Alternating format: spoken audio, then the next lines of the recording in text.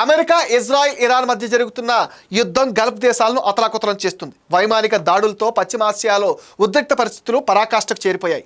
ఈ క్రమంలో యుఏఈ గగనతలాన్ని తాత్కాలికంగా మూసివేయడంతో గత 3 రోజులుగా వేలాది మంది భారతీయులు దుబాయ్, అబుదాబి విమానాశ్రయాల్లో చిక్కుకుపోయారు. తాజాగా పరిస్థితులు చక్కబడ్డాయి. ఇతిహాద్ ఎయిర్వేస్ ప్రత్యేక విమానాలు ప్రారంభించడంతో అబుదాబి నుంచి 300 మంది ప్రయాణికులతో బయలుదేరిన తొలి విమానం తాజాగా ఢిల్లీ చేరుకుంది.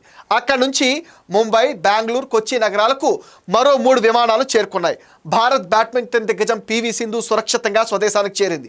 ఆల్ ఇంగ్లాండ్ ఓపెన్ ఛాంపియన్షిప్లో పాల్గొనేందుకు బ్రిటన్ వెళ్తున్న క్రమంలో దుబాయ్లో విమాన సర్వీసులు నిలిచిపోయాయి. దీంతో ఆమె అక్కడే ఉండిపోయింది. ఆ సమయంలో విమానాశ్రయానికి సమీపంలోనే బాంబు పేలుళ్లు సంభవించాయి.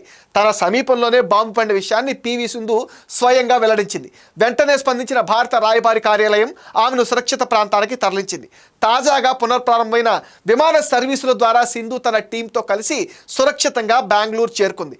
ఈ పరిస్థితుల్లో తనకు అండగా నిలిచిన భారత ప్రభుత్వం, ఎంబసీ అధికారులకు ప్రత్యేకంగా కృతజ్ఞతలు కూడా తెలియజేసింది పివి సింధు.